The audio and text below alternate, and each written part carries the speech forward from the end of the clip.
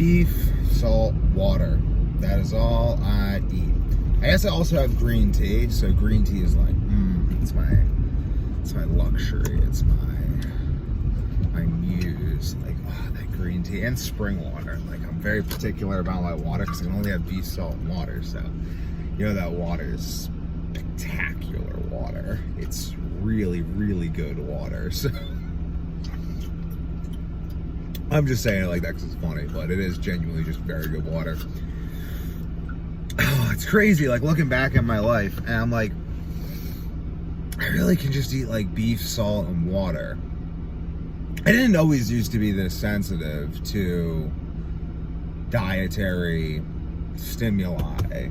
Like, when I was, well, I don't know, though. I mean, I've always kind of had, like, chronic fatigue-like symptoms. Like, when I was just in, like, elementary school, I remember just being, like, tired, like, all the time. Like, just always feeling a little, like, and, like, it got, like middle school, it got pretty bad.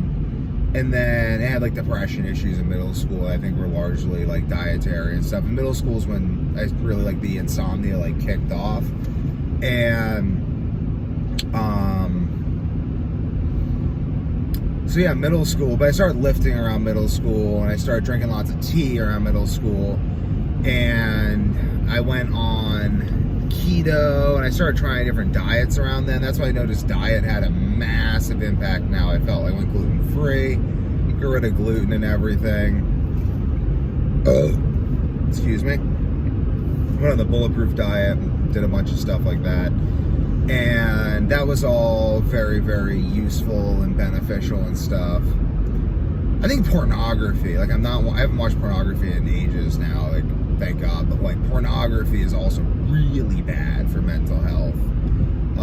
Though I don't think pornography had anything to do with autoimmune disorders. I'm just throwing it out there, just talking about various variables that went on, and like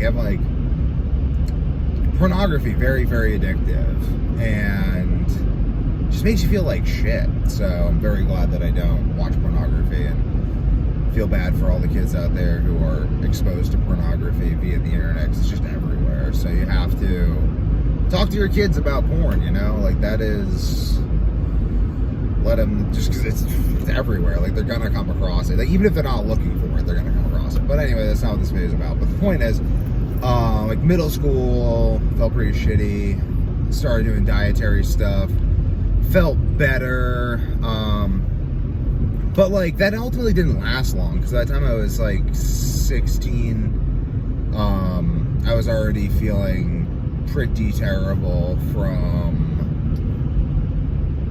keto, because I've been doing like low carb keto with restricted sodium, because that's what the dietary guidelines recommend, which you shouldn't do that, but I was doing that, culminated with me peeing blood, and then I was like, this is like, screw this. And then I went and had a bunch of Mexican food, and then I stopped peeing blood, and I was like, okay, well, it's something in the Mexican food, so that turned me on to the carbs and salt connection. And then I went on a high carb diet, and I was doing like sweet potatoes. I think I reintroduced gluten at some point, and that really did me in. But I was doing like sweet potatoes, oatmeal, with like brown sugar in the morning.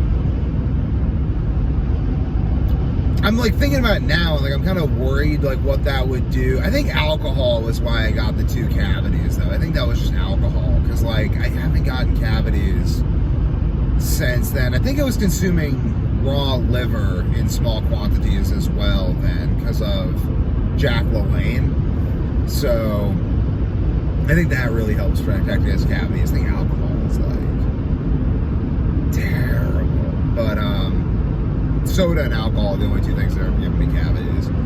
So I have 3 cavities my entire life. 1 from soda, 2 small ones that on my wisdom teeth I need to get filled, but I'm just doing 0 carbs. I'm kind of hoping those remineralize a lot. Like, I feel like they are. It was funny, like, because I'd been on 0 carb for a while when the doctor found him, and he was like, oh, so if I poked on him, it probably like hurt or anything. I'm like, yeah, it doesn't feel like anything. Like, it's just, I feel like they, I don't know, I gotta go get them checked out though, but they're really tiny, really, really tiny. But I'm like, I think that was from alcohol. So that's the thing, you know, like feeling like your teeth are gonna fall apart makes you feel very paranoid. Also, like, just, I don't know, like coming out of insomnia, I'm just feeling like existential sadness for time lost. But making videos makes me feel better about it, because I'm like, I'm really like storing time in the video, and that is very cool to store time in the video. So now I have time, I have like a storage of time of what I think. So it just, you know, like, I'm like, oh, there are things we can do. Like, it's not all just lost and forever. It's this moving, beautiful, evolving piece of artwork that we're all participating in. So right now I'm actually going to my friend's wrestling practice. He wrestles in college right now at Northeastern. I'm really excited to go to wrestling practice. I'm like, woo! I'm just going to work my takedown system that I've been developing, see how that treats me, because it'll be interesting. You know, I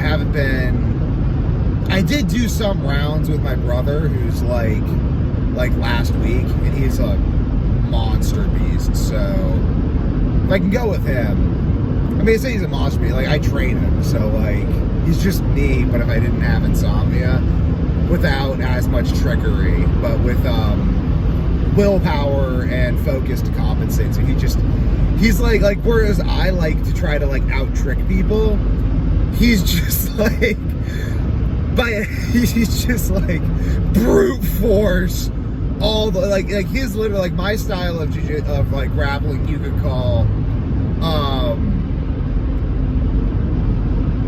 I like people to feel like I outsmarted them.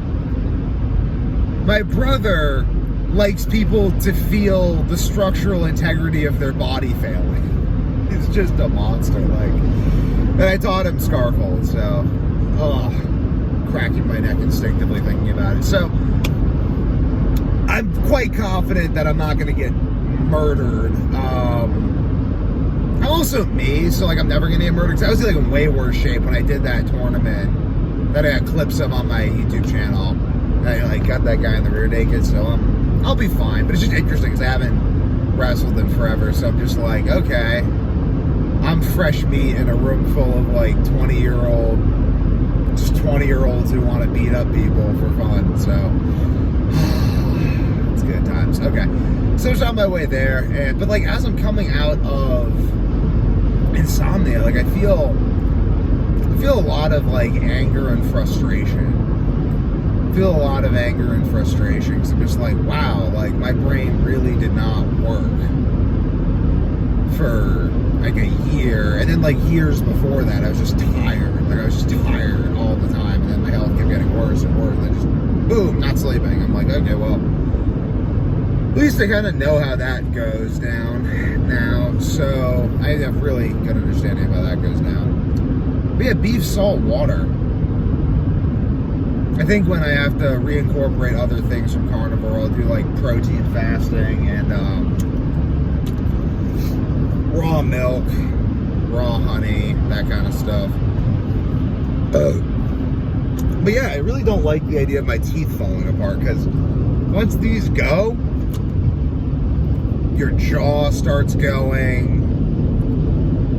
You just lose so much. Like literally, like the formation of your jaw depends on having teeth, and like the formation of your face and stuff depends on having a jaw. And like, I just don't, I don't like my body falling apart. You know, like I'm very not like I like to feel like my body is like strong and will last forever, and that's just the way I like to feel about things. So I feel good though on carnivore. I feel good. I feel like my body is just healing exceptionally well, and that I am just gonna feel better and better and better, and keep sleeping better and better. My mental health is just gonna keep on improving, and I can just keep on drinking my green tea, and I want to talk some carnivores, see how the carnivores are all doing, and really like understand like this carnivore animal-based diet, and kind of systematize. Like I want to systematize a metabolic dietary system for myself so I can know what I should always be doing, because like I kind of have that already, but I want to really like understand, because I just want to keep building out my knowledge base, because my knowledge base is currently sufficient to heal the insomnia I have. And I was just being, I don't know, like ultimately I was kind of just waffling. Like I knew that I should be going on a ribeye only diet before I developed insomnia, but I'm just like it's super expensive, and like I don't know, like I'm like, oh, like I'll need to like get financial help from like my parents to be able to afford that, which I did. It's just like whatever though, like. And the only reason I'm talking about that on the YouTube is A, because it's at the 10-minute mark, so the only people who are watching this are people who are genuinely interested in me and my story. But like B, because if you need to eat a certain way to not effing die, like talk to your family and ask for help. Be like, yo, I understand that this is insane. But like, it's ultimately not the worst though, because you're giving them permission to ask you for help as well. I mean, not that my family didn't already have it, but I'm talking about your family, other people's families. Like, if they know, if I ask them for help so that I can afford to eat in a way that prevents me from dying, they know that I will help them in the same way if they ever needed it. And that's ultimately good, because it is hard. Like, life is hard, and if we don't work together, it can be even harder, especially with autoimmune disorders where you can't sleep and you can't think and your brain doesn't work and you're just upset. And it's like, I don't know, like I guess I was just on the crash and burn until I ultimately crashed and burned to realize that I needed to just be this strict again, because I was like, well, I don't know. I mean, it's a lot of research I've just been doing over the past few years as well, so I can actually understand what's going on in my body. I think I do understand. I mean, it has to do with like iron levels, autoimmunity, toxicity, hydration, metabolic rate, all this stuff, and brain metabolism as well, like metabolism in the brain, metabolism in certain tissues of the body. One of my hacks for my endurance today, because I'm going to be wrestling, is just chugging water. I should just be chugging water over the next like hour or so.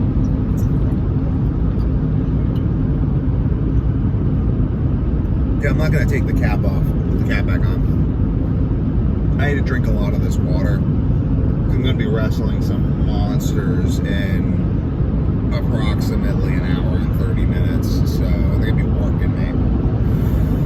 So I took some caffeine stuff. I'm all amped up. B vitamins. I got sleep minerals I'll be taking right before I get on the mat. So I'll be all full of electrolytes, but I gotta get my body time to like get water. Because this is what I'm gonna be sweating out to stay cool. And I'm not accustomed to those sort of practices. I'm legitimately not. I mean, I have a very good, effective workout program involving anti-glycolytic, kettlebells, and bodyweight training and walking that keeps my cardio and my balance and everything and my musculature good enough to basically do anything. But it doesn't mean it's gonna be easy. Like, I'll be able to push myself to do it, but I mean, I want to wreck some of these people too. Like, I want to like show them how my takedown system works, you know. I ate a ribeye before I got in the car too, so I'm just gonna be drinking water, digesting ribeye, letting all the vitamins travel to the disparate parts of my body to help my systems generate ATP. I'm glad I put creatine in the B vitamin, because creatine is very useful for energy generation. And I'm in deep ketosis, so that's an advantage I have too. And I'm well rested, and they're probably not as well rested. I mean, I'm relatively well rested, recovering from insomnia and everything, but people overtrain, and that makes them weak. And I don't overtrain, because I learned the hard way. I just gave myself adrenal fatigue a few times, and I was like, oh, this is not helpful. I'm getting injured. Then I'm like, well, what's the 80-20? And then what's the 80-20 of the 80-20? And then I just do that, and it works. So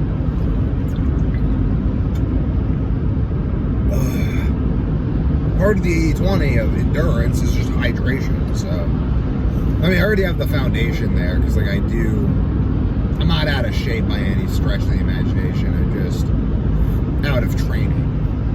So, it's just the way it is. It is the way it is. And I gotta pee right now, so I'm gonna start looking for a place to pull off so I can urinate. Stay tuned.